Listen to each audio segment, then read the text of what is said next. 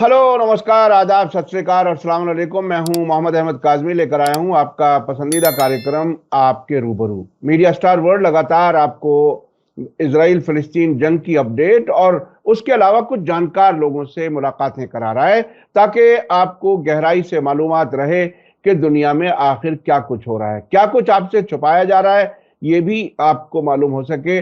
और हर तरफ की खबरें, हर सोर्स से आने वाली इंफॉर्मेशन हम पूरी कोशिश कर रहे हैं आप तक पहुंचाते रहें, चाहे वो इजरायली मीडिया हो, फिलिस्तीनी मीडिया हो, या ईरान से हो, या सऊदी अरब से, या मुख्तलिफ जो जो भी जहां जहां से भी इंफॉर्मेशन आ रही है वो हम लगातार आप तक पहुंचा रहे हैं। और हमारी पूरी कोशिश यही रहती है कि पत्रकारिता के जो उसूल हैं उस पर चलें, और वो जो गोदी मीडिया ने जिस तरह से लोगों का एक तरह से दिमाग खराब किया है और एक तरह से जाहिल रखने की कोशिश की है इंफॉर्मेशन से, उससे हम जरा ऊपर आकर के कोशिश करते हैं कि आपको जो इंफॉर्मेशन का हक है, राइट टू नो, उसके तहत आपको हर इंफॉर्मेशन पहुंचती रहे।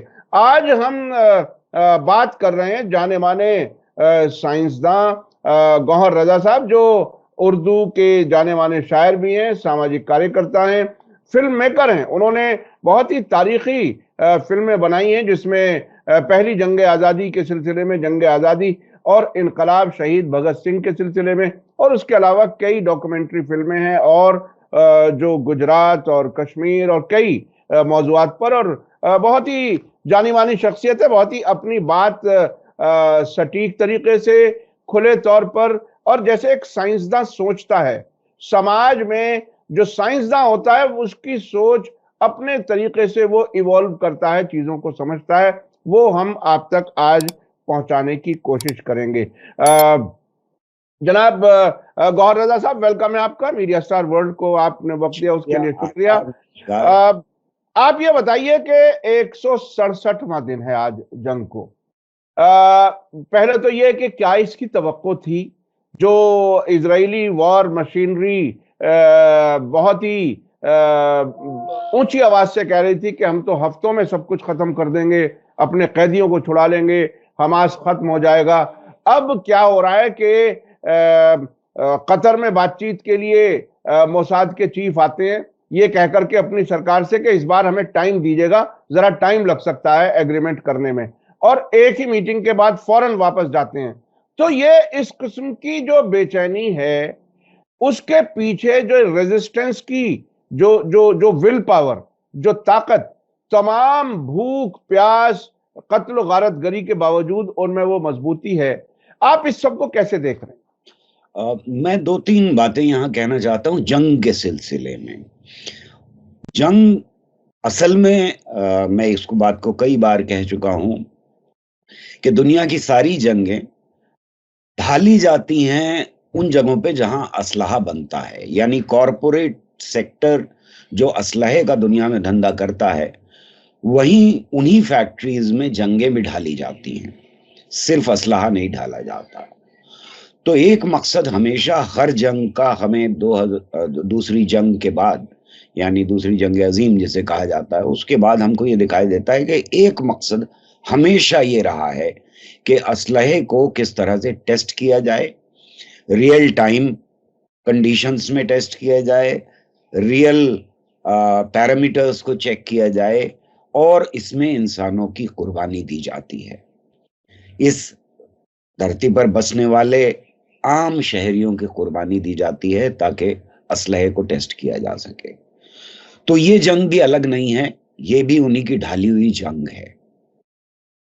और इजराइल लगातार इस साजिश में इंसानियत के खिलाफ हमेशा से, जब से बना है इजराइल, तब से वो इस साजिश में शामिल रहा है, उन फैक्ट्रीज के और उस कॉरपोरेट सेक्टर के जो दुनिया में असलहा बेचकर बहुत पैसा कमाता है, और उसका सबसे बड़ा शेयर जो है वो अमेरिका के हाथ में है इस बाजार का।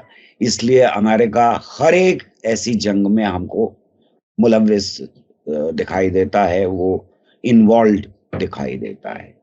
यानी पहली बात तो ये है कि जंगें ढलती हैं उन फैक्ट्रीज में जहां असलहा बनता है, और क्योंकि ज्यादातर वो फैक्ट्रीज अमेरिका के हाथ में है, कब्जे में है, मार्केट कब्जे में है, तो जंगें ढालने का काम अमेरिका ने किया है दूसरी जंग के बाद से।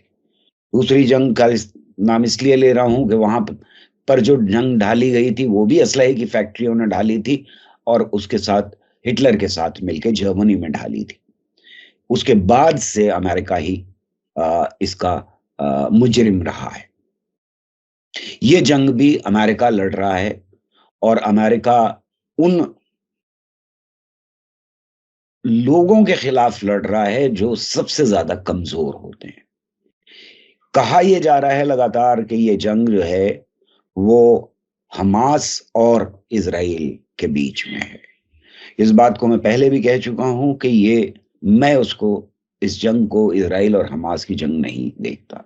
मैं इसको अमेरिका, इजराइल एक तरफ और चंद और देश यूरोप के, वो और अवाम के खिलाफ ये जंग है। ये बच्चों के खिलाफ है, ये औरतों के खिलाफ है, ये निहत्ते लोगों के खिलाफ है, ये बूढ़ों के खिलाफ है, ये मरीजों के खिलाफ है, ये यूनिवर्सिटीज के खिलाफ है, ये अस्पतालों के खिलाफ जंग है। इस बात को मैं बार बार दोहराना चाहता हूं, इसलिए कि जो कुछ मीडिया के ऊपर दोहराया जा रहा है, उसने, जैसा आपने कहा, उसने लोगों के दिमागों को माऊफ करके रख दिया है, मफलूज करके रख दिया है। दूसरी बात जो आपने उठाई वो बहुत इंपॉर्टेंट है कि ये जंग दावा था कि यूं चुटकी बजाते खत्म कर दी जाएगी। इतना कमजोर है फिलिस्तीन और फिलिस्तीन के अवाम, क्योंकि इन्हें मालूम था कि ये बहुत ही कमजोर लोगों के खिलाफ जंग शुरू कर रहे हैं और छेड़ रहे हैं, तो इनको ये यकीन था कि चंद हफ्तों में ये जंग खत्म कर देंगे और कब्जा कर लेंगे फिलिस्तीन के ऊपर। ये नहीं हुआ। लेकिन ये तारीख है जंगों की कि जंग शुरू तो करना आसान होता है, अटैक करना, हमला करना तो आसान होता है, लेकिन जंग खत्म करना मुश्किल काम होता है। क्योंकि जैसा कहा जाता है कि जंग शुरू होती है मैदान में, लेकिन खत्म होती है मेजों के ऊपर, टेबल्स के ऊपर बातचीत के दौरान। वो बहुत मुश्किल काम होता है, आसान काम बिल्कुल नहीं होता है। और इसमें इजराइल एक तरह से देखें तो वो फंसा हुआ भी है, क्योंकि वो खत्म करने की पोजीशन में, वो फैसला इजराइल की तरफ से एक तरफा हो ही नहीं सकता। इस लंबे अरसे में जहां हजारों लोग कत्ल किए गए हैं, और मैं इस शब्द के ऊपर, लफ्ज के ऊपर जोर देना चाहता हूं कि कत्ल किए गए हैं, ये कातिल है, ये जंग नहीं है।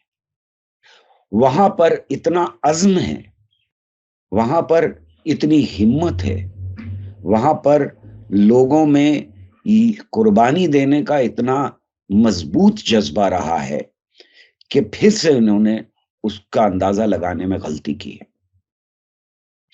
वहां लोग कुर्बानियां देने के लिए तैयार हैं, अपने बच्चों तक को कुर्बान करने के लिए तैयार हैं, लेकिन अपने मुल्क की कुर्बानी नहीं देना चाहते। जो फिलिस्तीन का ख्वाब है उसको लोग मरने नहीं देना चाहते, कुर्बानियां देने के लिए तैयार हैं, और इसलिए ये जंग इतनी लंबी चल रही है। अब मैं जो तीसरी बात कहना चाहता हूं वो ये है कि हमको ये साफ दिखाई दे रहा है कि यूनाइटेड नेशंस की सारी बॉडीज, आप कोई सी भी बॉडी उठा करके देख लीजिए, वो और रेड क्रॉस, ये दोनों ही बड़ी ऑर्गेनाइजेशंस, जो इंटरनेशनल ऑर्गेनाइजेशंस हैं, जो रेड क्रॉस तो जाहिर है कि हमेशा ही जंग के खिलाफ खड़ी रही है, उसका काम ही यही है, लेकिन यूनाइटेड नेशंस आज यूनाइटेड तरीके से इस जंग के खिलाफ है, उस बर्बरियत के खिलाफ है, इजराइल के खिलाफ है, और लगातार ये कह रहे हैं सारे देश, मुल्क के, दुनिया के, सिवाय अमेरिका के, कि इस जंग को फौरी तौर पर बंद किया जाना चाहिए। वो दुनिया को ये बार बार बता रहे हैं और लगातार रेजोल्यूशंस पास किए जा रहे हैं। शायद कोई दिन नहीं जाता जबकि यूनाइटेड नेशंस की कोई ना कोई बॉडी इस जंग के खिलाफ आवाज उठाए, ये खतरा बताए दुनिया को कि वहां पर कितना बड़ा डिजास्टर होने जा रहा है, यह हो रहा है। जिसका मतलब यह है कि दुनिया की ज्यादातर आबादी और ज्यादातर स्टेट्स यानी हुकूमतें, ज्यादातर क्या सभी, अमेरिका को छोड़ करके कहीं ना कहीं इस जंग के खिलाफ हैं। कुछ अपने अवाम के दबाव में और कुछ फिलिस्तीनी अवाम की दोस्ती में। ज्यादातर फिलिस्तीनी अवाम की दोस्ती में शामिल हैं, जिसमें सबसे आगे जो झंडा उठाए हुए मुल्क इस वक्त है, और मुझे शर्म आती है कि हमारे मुल्क को होना चाहिए था, हिंदुस्तान को सबसे आगे झंडा उठाए हुए होना चाहिए था। ये गांधी का देश है, इसने इंपीरियलिज्म के खिलाफ एक बड़ी जंग लड़ी है, लेकिन आज शर्म आती है ये कहते हुए कि सबसे आगे साउथ अफ्रीका है। और साउथ अफ्रीका ने जिस तरह से पुरजोर तरीके से इसकी मजम्मत की है, न सिर्फ मजम्मत की है, रोकने की कोशिशें की हैं, उसकी मिसाल कम मिलती है। ये बात अलग है कि ब्राजील भी आज वहां के अवाम के साथ पूरी तरह से खड़ा हुआ है। सिर्फ ब्राजील के अवाम नहीं, बल्कि ब्राजील की हुकूमत भी एक बड़े मजबूत खंबे की तरह से इस जंग के खिलाफ और इजराइल और अमेरिका की जो एक्सेस है उसके खिलाफ खड़ी हुई है। हमारे मुल्क के अंदर ये बड़ी दुख और शर्म की बात है कि हमारे मुल्क के अंदर आरएसएस का कैंपेन जो चलाया गया और जिस तरह की पोजीशन हमारी हुकूमत ने शुरुआत में ली और फिर उसमें थोड़ा सा बदलाव भी आया, वो शर्मनाक था। वो शर्मनाक इसलिए था कि पहली बार हमारा मुल्क किसी जालिम के साथ खड़ा होने की पोजीशन में दिखाई दिया हमको। ये आजाद हिंदुस्तान और आजाद हिंदुस्तान से पहले कभी भी ये मुल्क और इस मुल्क के अवाम किसी भी जालिम के साथ, दुनिया के किसी भी कोने में जालिम के साथ खड़े हुए कभी नहीं दिखाई दिए। ये पहली बार हुआ है कि जालिम के साथ खड़े हुए हैं, और इसकी वजह यह है कि जब तक हिटलर जालिम था, आरएसएस हिटलर के साथ थी, और अब इजराइल जालिम है तो आरएसएस और उनकी सरकार जुल्म के साथ खड़ी है, जालिम के साथ खड़ी है। बड़े खूबसूरत अल्फाज में तोड़ मरोड़ के चीजों को पेश करने की कोशिश की जाती है, जिससे कि लोगों को के जहनों के ऊपर असर डाला जा सके। लेकिन ये शर्मनाक बात है कि हम लगातार उस दलदल में फंसे हुए हैं, जिस दलदल में जो दलदल खून से बनाया गया है। और मैं समझता हूं कि ये आगे आने वाली नस्लें हमारी इस नस्ल को माफ नहीं करेंगी, क्योंकि हम जालिम के साथ खड़े हुए दिखाई दे रहे हैं। जी गौहर रजा साहब, आपने कई बहुत ही अहम बातें कही। उसमें उसमें एक बात खास तौर पर जो आपने यूनाइटेड नेशन की बॉडीज के बारे में कही, मैं अपने दर्शकों को याद दिला दूं कि एक एजेंसी है United Nations relief and works agency, जिसे UNRWA कहा जाता है, जो फिलिस्तीनी रेफ्यूजीज और नियर ईस्ट के मामलात को देखती है। उसके काम करने वालों पर इजराइल ने एक इल्जाम लगाया कि ये हमास के लोग हैं, हमास के कमांडर्स हैं जो UNRWA में हैं। और उसका फौरन असर ये हुआ कि अमेरिका समेत कई मुल्कों ने उस एजेंसी को फंड करना बंद कर दिया। यानी इस तरीके से घेर करके इस यूनाइटेड नेशन की एक एजेंसी को इजराइल ने ये अपंग कर दिया कि वो इन घिरे हुए लोगों की मदद कर सके। अच्छा, एक दूसरी बात जो आपने कही, वो जो हथियार बनाने वाली कॉरपोरेट जो घराने हैं वही गढ़ते हैं नई जंगों को। क्या इसमें मीडिया को एक टूल के तौर पर इस्तेमाल करते हैं? क्योंकि जितना मुझे मालूम है, वो अमेरिका में जो जीविश लॉबी है, जो जायनिस्ट लॉबी है, उसके हाथ में ये हथियारों का भी कारोबार है और मीडिया का भी कारोबार इन्हीं के हाथ में। मैं मीडिया को कारोबार इसलिए कह रहा हूं कि वो बाकायदा, मैंने खुद 2003 की जंग में CNN के जेम्स क्लेंजी को कैमरे के सामने ये अपनी आंखों से देखा है, our forces did that, our forces did that. यानी वो अमेरिका की फौज के को रिप्रेजेंट कर रहा था उनका मीडिया। तो क्या वो मीडिया का जो वो रुख है, क्या उस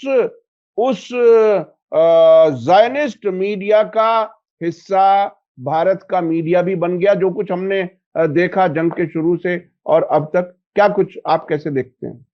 आप बिल्कुल सही कह रहे हैं, और इस बात को मैं पहले भी कह चुका हूं कि हमारा मीडिया जो है वो उसको शायद पहले से बता दिया गया था कि ये होने वाला है। हम्म, मुझे इस बात का यकीन है कि ये होने वाला है, इसका अंदाजा या खबर इजराइल की सरकार को थी, और वो पहले से तैयार थे हमला करने के लिए। और हमले का ब्लूप्रिंट आगे क्या होने जा रहा है, ये मैं नहीं समझता कि अगर इजराइल के पास ये खबर थी तो अमेरिका के पास ये खबर नहीं रही होगी। यानी हर जंग में खास तौर से जालिम ताकतें जो इस जंग की तैयारियां करती हैं, जो इस जंग को रचती हैं, जो इस जंग को पैदा करती हैं, वो एक लेवल पे तैयारी नहीं करती हैं। मीडिया एक बड़ा टूल होता है उनके हाथ में, और इसलिए नॉर्मल टाइम्स में वो मीडिया को शायद कुछ आजादी दे देती हो, हमें दिखाई देता हो कि मीडिया जो है वो आजादी के साथ अपनी बात कह रहा है। लेकिन जंग के दौरान, क्योंकि इसमें बहुत सारा पैसा इन्वॉल्व होता है, बहुत सारे लोगों को साथ लेना इन्वॉल्व होता है, दूसरे मुल्कों में कैंपेन चलाना इन्वॉल्व होता है, ये सब कुछ होता है। तो इसलिए उनकी तैयारी ऐसी होती है कि अब मीडिया के ऊपर लगाम को कस दिया जाए।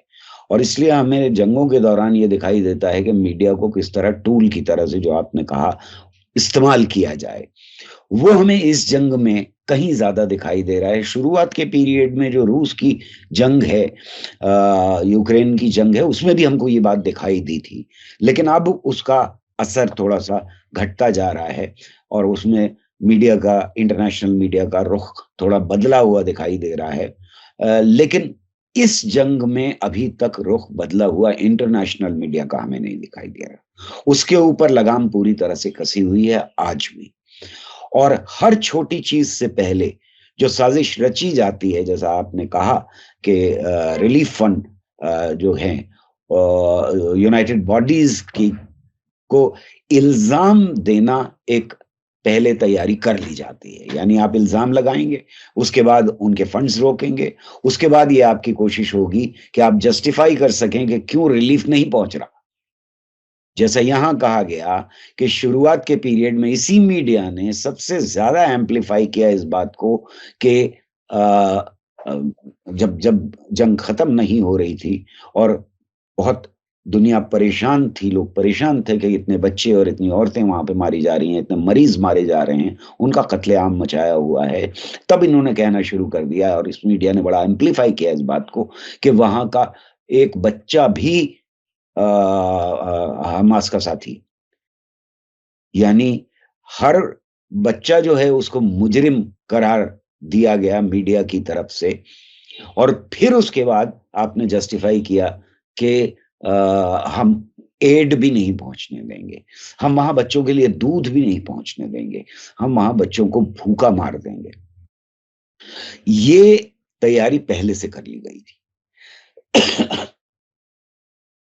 जहां तक हमारे मीडिया का सवाल है, उसका रुख भी आपको बदलता हुआ दिखाई देगा। शुरुआत के पीरियड में वो पूरी तरह से खड़ा हुआ है इजराइल के साथ, और इतना शोर मचाया गया चंद घंटों के अंदर उस इंसिडेंट को, जिसे ये बार बार कहते हैं कि हमास ने किया था, उस इंसिडेंट के चंद घंटों के अंदर हमारे मीडिया की, जिसे हम गोदी मीडिया कहते हैं या गुलाम मीडिया कहते हैं, उस गुलाम मीडिया ने इतना शोर मचाया कि बहुत सारे लोग बह गए। वो लोग भी डिफेंसिव पर चले गए जो हमेशा से ट्रेडिशनली साथ खड़े थे फिलिस्तीनी अवाम के साथ। उनको भी डिफेंसिव पे डाल दिया कि हाँ भाई, ये कैसे हो सकता है, वहां घुस करके मारा है तो उसका जवाब तो दिया ही जाएगा, वगैरह वगैरह। अब जो सिचुएशन मुझे दिखाई दे रही है, वो ये दिखाई दे रही है कि हमारे मीडिया ने, प्रिंट मीडिया ने भी और गुलाम मीडिया ने भी, दोनों ने पूरी तरह से ब्लैकआउट करने की कोशिश की है, जैसे वहां कुछ हो ही नहीं रहा। रोज सैकड़ों बच्चे मारे जा रहे हैं, रोज सैकड़ों अवाम और बिल्कुल निहत्थे अवाम कत्ल किए जा रहे हैं, और ये मीडिया खामोश है।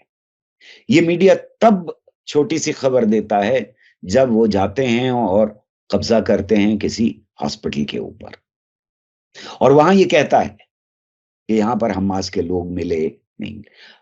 हमास के लोग मिले, मारे गए, वो डिफेंसिव पे हैं, वो उनको खत्म कर दिया हमने, इसके बारे में इस वक्त हमारा मीडिया बिल्कुल खामोश है। कहीं एक फिगर आपको नहीं दिखाई देगी कि कितने हमास के लोग खत्म कर दिए गए। ये तो टेररिज्म के खिलाफ है ना।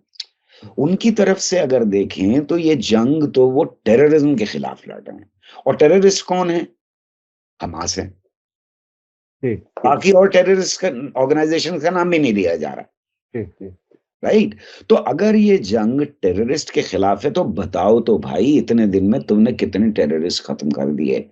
हमें ये तो मालूम है कि 40,000 से ज्यादा निहत्थे लोगों को तुमने खत्म कर दिया। वहां पर लाखों लोगों को तुम भूखा मार रहे हो, एड तुम पहुंचने नहीं दे रहे हो। हमें एक आंकड़ा तो दे दो कि तुमने जब शुरुआत की थी उससे आज तक कितने टेररिस्ट वहां पर खत्म कर दिए तुमने। मैं ये समझता हूं कि टेररिज्म का जवाब काउंटर टेररिज्म नहीं होता, सीधे जाकर के लोगों को मारना नहीं होता, क्योंकि टेररिस्ट ऑर्गेनाइजेशंस पॉलिटिकल ऑर्गेनाइजेशंस होती हैं, टेररिस्ट ऑर्गेनाइजेशंस रिलीजियस ऑर्गेनाइजेशंस नहीं होती। मैं मान लेता हूं कि हमास टेररिस्ट ऑर्गेनाइजेशन है, उसका जवाब पॉलिटिकल होना चाहिए स्टेट की तरफ से, किसी भी। उसका जवाब टेररिज्म नहीं हो सकता। टेररिज्म की डेफिनेशन ये है कि निर्दोष लोगों को जो मार दे, खत्म कर दे, हम उसको टेररिस्ट कहते हैं। यानी मैंने एक बम बाजार में लगा दिया, जिन लोगों को मैं जानता नहीं हूं, जिनके साथ मेरी कोई दुश्मनी नहीं है, उन लोगों को मैंने कत्ल कर दिया। यही तो डेफिनेशन है टेररिज्म की। आप जंग के दौरान लोगों को टेररिस्ट नहीं कह सकते। तो चलिए मान लेते हैं कि हमास टेररिस्ट ऑर्गेनाइजेशन। आप क्या कर रहे हैं? आप जो बम बरसा रहे हैं उससे कौन मर रहा है? अच्छा, वैसे भी टेक्निकली इंटरनेशनल जो डेफिनेशन है उसके हिसाब से इजराइल ने फिलिस्तीन की जमीन पर कब्जा किया है और फिलिस्तीनी लोग अपने मुल्क को आजाद कराने की लड़ाई लड़ रहे हैं।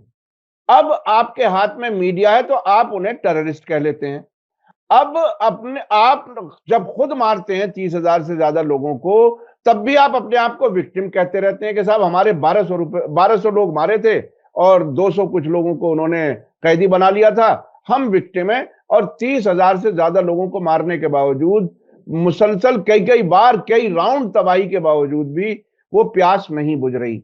अब मैं जो एक बात जो मीडिया की जो बारे में हमारी बात हो रही थी कि भारत के मीडिया, आपने 2010 के आसपास सुना होगा जरूर, जब विदेशी पैसा हमारे भारत के मीडिया में आकर के लगना शुरू हुआ था। उस वक्त एक नाम मशहूर हुआ था, अमेरिका का केथ रूपर्ट मर्डोक, जिसका टाइम्स नाउ वगैरह में भी इन्वेस्टमेंट आया था और भी कुछ जगहों पर आया था। अब तो बात बहुत आगे बढ़ गई। अब जैसा कि हम देख रहे हैं कि 2014 के बाद में अडानी ने जिस तरह से मीडिया को, मैं नाम एक अडानी का सिंबॉलिक इसलिए ले रहा हूं कि सबसे ज्यादा मीडिया उन्हीं के पास में है, उस घराने ने मीडिया पर पूरा कब्जा कर लिया, खरीद लिया, हत्ता कि एनडीटीवी भी खरीद लिया। और इसी अडानी के पास इजराइल का हैफा पोर्ट भी है, वो पोर्ट चला रहे हैं और उनके बराह रास्त इजराइल से कारोबार हैं, बहुत ही गहरे ताल्लुकात हैं। तो ऐसे वक्त में जब एक कारोबारी घराना जो इजराइल के साथ इतना जुड़ा हुआ है, ऐसी हालत में हम अपने भारत के उस मीडिया से इससे ज्यादा और क्या उम्मीद कर सकते हैं जो वो कुछ कर रहा है? आपको क्या लगता है कि ये नेटवर्किंग है वो कितनी मजबूत है और कितनी कमजोर है, क्या है? इस नेटवर्क में एक चीज और बढ़ा देते हैं कि हमारी सरकार ने जिस तरह से अडानी को बचाने की कोशिश की है लगातार, और उसके साथ खड़ी रही है, और उसके ऊपर हर इंक्वायरी को सैबोटेज किया है, तो इस एक्सेस में सरकार भी शामिल है, और खासतौर से एक पार्टी तो शामिल है ही, भारतीय जनता पार्टी। ऐसा लगता है कि अडानी के बारे में अगर आप कुछ लिख दें तो आपने बीजेपी के बारे में या हमारे प्रधानमंत्री के बारे में आपने कुछ गलत लिख दिया है। तो अडानी की तो वही पोजीशन है जो हमारे प्रधानमंत्री की है, यानी अवतार हैं वो, तो उनके खिलाफ कुछ नहीं लिखा जा सकता। ऐसे गुलाम मीडिया से उम्मीद की ही नहीं जा सकती, एक तरफ जिसके ऊपर हाथ रखा हुआ हो पीएमओ का और दूसरी तरफ अडानी का, यानी पैसे का भी और डंडे का भी, दोनों का हाथ सर पे हो, तो उससे ये उम्मीद की ही नहीं जा सकती कि वो आजाद रहेगा। और ऐसे में ये बात सोचनी और समझनी जरूरी हो जाती है कि जो भी कुछ हमारा मीडिया कह रहा है उसको with a pinch of salt लिया जाए, हमेशा उसके ऊपर शक किया जाए कि ये इसके पीछे असल में क्या हो रहा है।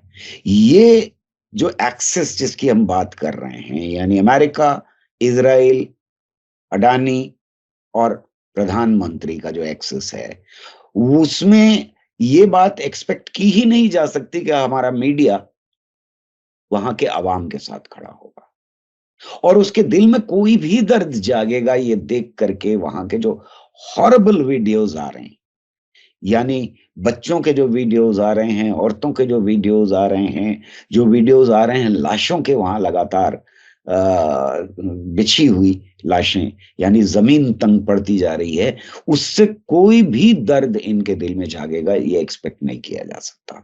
और इसके पीछे, जैसा मैंने पहले कहा, कि ये सब कुछ आज आरएसएस के कब्जे में है। ये वही लोग हैं जो शाखाओं में जाया करते थे और आज भी कहते हैं बड़े फख्र से कि हम शाखा में जाते थे और हम आरएसएस के मेंबर हैं। तो आरएसएस हमेशा जालिम के साथ खड़ी रही है और इसलिए आज हमारे मुल्क का मीडिया जो है वो जालिम के साथ खड़ा हुआ दिखाई दे रहा है। तो ये अच्छा, अब मैं दूसरी तरफ जाता हूं। जंग के सिलसिले में, जो जंगबंदी के सिलसिले में बात हो रही है, वो कतर में अब एक राउंड चल रहा है जिसमें मोसाद के चीफ आए थे अपनी सरकार से ये इजाजत लेकर के कि इस बार हम जरा लंबा टाइम ले सकते हैं, और वो एक ही मुलाकात के बाद फौरन वापस चले गए अपनी कैबिनेट को ब्रीफ करने के लिए। और एक पोजीशन इजराइल की है कि टेम्पररी जंगबंदी हो 4-6 हफ्ते की, और उसके बाद जाहिर है फिर जंग शुरू हो। दूसरी पोजीशन है हमास की, वो ये कहते हैं कि जंगबंदी परमानेंट हो। दूसरे ये कि इजरायली फौजें गाजा को खाली करें। तीसरे ये कि इमदाद वहां पर पहुंचने का रास्ता साफ हो, जो घेराबंदी है वो खत्म हो, जो साउथ में लोग चले गए हैं वो नॉर्थ में वापस अपने घरों को वापस लौट सकें। उनकी सीधी सीधी ये बात है। और लेकिन ये बात कहीं नतीजे तक नहीं पहुंच पा रही। आपको अब क्या लगता है? वो एक और खबर है साथ साथ कि रफा में, जो साउथ गाजा का शहर है जहां बड़ी तादाद में लोगों ने पनाह ली हुई है, अब वहां पर भी ये जमीनी फौजी हमला करने की का प्लान बना रहे हैं। लेकिन अमेरिका ये कह रहा है कि नहीं नहीं नहीं, ऐसा नहीं करो, हम कुछ दूसरे रास्ते बताएंगे आपको, हमास को कैसे खत्म करना है। तो ताजा खबर यह है कि अभी नेतन्याहू ने उस पर जरा रोक लगा दी है, अभी वो फौरन हमला नहीं कर रहे हैं। तो इस सब के बीच में क्या ये एक दूसरे के लिए फैसिलिटेटर के तौर पर काम कर रहे हैं? एक जरा नंगा होकर के, एक जरा कुछ पर्दे के पीछे दुनिया को अपना एक ह्यूमन चेहरा दिखाने के लिए। आप इस सबको कैसे देख रहे हैं? मैं इस सबको उसी तरह से देखता हूं जैसे शुरू में मैंने कहा था बिल्कुल इस बात को, कि ये जंग असल में अमेरिका की जंग है। ये जंग, इजराइल एक दिन जिंदा भी नहीं रह सकता वहां पर अगर अमेरिका की बैकिंग ना हो। यानी एक नन्हा सा मुल्क इजराइल, उसको बहुत हीरो बना करके पेश किया जाता है कि देखिए साहब अकेला मुल्क है और लड़ रहा है। वो अकेला मुल्क वो नहीं लड़ रहा है, अमेरिका लड़ रहा है। अगर एक दिन के लिए हटा लिया जाए अमेरिकी सपोर्ट को और वेस्टर्न सपोर्ट को, तो इजराइल वहां पनप ही नहीं सकता, खत्म ही हो जाएगा। जिसका मतलब यह है कि ये जंग खाली इजराइल की जंग नहीं है, वो तो एक, समझ लीजिए, सिपाही की तरह से वहां पे खड़ा हुआ है, या एक डकैत की तरह से वहां खड़ा हुआ है, जिसकी बैकिंग और जिसकी सारी डोर जो है वो कहीं और है। ये जो आप कह रहे हैं कि अभी का जो डेवलपमेंट है उसमें हमास की तरफ से और ज्यादातर मुल्कों की तरफ से लगातार ये कहा जा रहा है कि पहले जंग बंद करो उसके बाद बात करेंगे। जंग बंद करना अभी फौरन जरूरी है और परमानेंटली जंग बंद करो, ये जरूरी है। ये पोजीशन सिर्फ हमास की नहीं है, ये पोजीशन ज्यादातर दुनिया के मुल्कों की पोजीशन है। यूनाइटेड नेशंस की यही पोजीशन है कि जंग जारी रखने का कोई भी जस्टिफिकेशन नहीं है। यानी उसको कुछ लोग सॉफ्ट करके कोशिश कर रहे थे कि रमजान का महीना है तो रमजान के महीने में रोक दी जाए जंग, वो कॉम्प्रोमाइज करने को तैयार थे। वो मुल्क जो बिचौलिए बने हुए हैं वो समझाने की कोशिश कर रहे थे। जाहिर है कि इजराइल को इससे कोई मतलब नहीं है कि कब रमजान आया और कब गया रमजान, और मुसलमानों को अगर मतलब है इस बात से तो ये आप एक्सपेक्ट नहीं कर सकते कि यहूदियों को भी इस बात से कोई इसके बावजूद यहूदियों का दुनिया में बहुत बड़ा हिस्सा, और मैं समझता हूं कि मेजॉरिटी इस जंग के खिलाफ है, नेतन्याहू के खिलाफ है, अमेरिकन पोजीशंस के खिलाफ है। और वो दबाव अमेरिका को बार बार इस बात पर मजबूर कर रहा है कि वो सॉफ्टर पोजीशंस की तरफ जाएं, हार्डर पोजीशंस से निकल करके रफा के ऊपर हमला ना करें।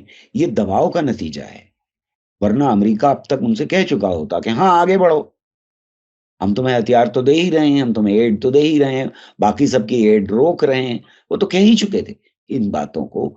लेकिन ये कि वो दबाव है, न सिर्फ ये कि दुनिया के और मुल्कों का, अवाम का, अपने अवाम का, बल्कि एक बड़ी स्ट्रॉन्ग जीव लॉबी का जो ये जंग नहीं चाहती। और वो हमें याद रखना चाहिए कि सिर्फ दुनिया के और हिस्सों में नहीं है वो जीव लॉबी, वो खुद इजराइल के अंदर भी लड़ रही है, जंग के खिलाफ लड़ रही है, अमन की हिमायत में लड़ रही है। वो चाहते हैं कि एक फैशिस्टिक गवर्नमेंट और फैशिस्टिक प्राइम मिनिस्टर और फैशिस्टिक जो जो पूरी फौज है उसके खिलाफ आवाज अंदर भी उठाई जाए, और वो उठा रहे हैं लगातार। सोचिए कि कितने खतरों के बीच में उठा रहे हैं। अगर हिंदुस्तान की सिचुएशन लें हम, तो यहां तो आप आवाज उठाएं, प्राइम मिनिस्टर के खिलाफ कोई आवाज उठाएं तो आप एंटी नेशनल करार दे दिए जाते हैं। किन खतरात का सामना करके वहां की ये ज्यूज जिनके लिए मेरे दिल में बहुत रिस्पेक्ट है, वो इस जंग के खिलाफ फिलिस्तीन की आजादी के वास्ते अपने यहां जद्दोजहद कर रहे हैं, लड़ रहे हैं। मैं ये समझता हूं कि आगे आने वाले वक्तों में और कोई चारा नहीं है इसके अलावा कि टेबल पे आना पड़ेगा, ये जंग बंद करनी पड़ेगी, वक्त कितना भी लग जाए, और वहां के अवाम को उनकी आजादी और उनका मुल्क वापस करना पड़ेगा। अच्छा, आखिरी सवाल मैं कर रहा हूं एक साइंसदान के तौर पर, एक अदीब के तौर पर, लिटरेरी शख्स होने के नाते, वहां जो इस वक्त एक लंबी ये जो जंग हो रही है जिसमें मुसलसल पूरी नस्ल यानी तबाह हो रही है, इतनी बड़ी तादाद में बच्चे, औरतें और जाहिर है एजुकेशनल इंस्टीट्यूशंस, मुझे ये मालूम है, मैं भी उस इलाके के बहुत से मुल्कों में जाता रहा हूं, ये बात अरब स्ट्रीट में मशहूर है कि सबसे ज़हीन लोग अरबों में फिलिस्तीनी होते हैं, फिलिस्तीनी ज्यादा टैलेंटेड लोग होते हैं। वहां जो वो नुकसान हो रहा है उसे आप किस तरह से देखें? ये तो बिल्कुल सामने की बात है कि किसी भी मुल्क में अगर बच्चों को कत्ल किया जाए, नौजवानों को कत्ल किया जाए, तो आप सबसे बेहतरीन दिमाग, सबसे क्रिएटिव दिमाग को आप खत्म कर रहे होते हैं। क्योंकि साइंटिफिकली हमें ये मालूम है कि इंसान की जिंदगी में हाईएस्ट क्रिएटिविटी का एक ग्राफ हुआ करता है जो उम्र के साथ बढ़ता जाता है और फिर एक लेवल के बाद वो घटना शुरू कर देता है। ये बात कहना कि फिलिस्तीन के अवाम सबसे ज्यादा ज़हीन होते हैं, मैं नहीं समझता कि इतनी स्वीपिंग रिमार्क्स हमें देने चाहिए। लेकिन जो कौमें, जो इलाके लगातार जद्दोजहद कर रहे होते हैं, उनके लिए ये जरूरत बन जाता है कि वो दुनिया के बेहतरीन लिटरेचर को पढ़ें। इसलिए फिलिस्तीन में बेहतरीन लिटरेचर पैदा हुआ इस बीच में। जिस तरह की नज़में, जिस तरह की कहानियां, जिस तरह की नॉवेल्स वहां से हमको इन हालात में भी निकलती हुई दिखाई दी, उसमें मैं बहुत ताज्जुब के साथ हमेशा देखता रहा कि कड़वाहट नहीं है, उसमें खूबसूरती है, उसमें खूबसूरती को बचाने की एक चाह है, एक खूबसूरत ख्वाब से इस दुनिया को रंग देने की चाह है, जो उस लिटरेचर में दिखाई देता है। जबकि हम एक्सपेक्ट ये करेंगे कि उसमें बहुत ज्यादा कड़वाहट होनी चाहिए, बिटरनेस होनी चाहिए, मार देंगे, काट देंगे, बदला ले लेंगे, ये होना चाहिए। वहां के लिटरेचर में ये मुझे नहीं दिखाई देता है। तो एक तरफ तो वो ज़ेहानत है जो उनकी जरूरत है, वो लैक्स नहीं रह सकते। जब हम आजादी की जंग लड़ रहे थे तो हमारी भी लीडरशिप का जो लेवल था, इंटेलेक्चुअल लेवल था, वो बेहद ऊंचा था, इसलिए कि उस वक्त जरूरत थी उस लीडरशिप को अपना इंटेलेक्चुअल लेवल उस हद तक ले जाने की जहां पर दुश्मन का था। इसी तरह से फिलिस्तीन के अवाम को इस बात की जरूरत है कि वो बेहतरीन दिमागों के साथ लगातार इंटरैक्ट करते रहें, और इसलिए दुनिया के अलग अलग इलाकों में हमें दिखाई देता है कि वो बेहतरीन यूनिवर्सिटी में जाकर लौट करके आते हैं, या वहां रह करके जिन जिन यूनिवर्सिटीज में वो पढ़ाई कर रहे हैं उन यूनिवर्सिटीज में सबसे बेहतर पोजीशन हासिल करके अपनी स्ट्रगल को जारी रखें।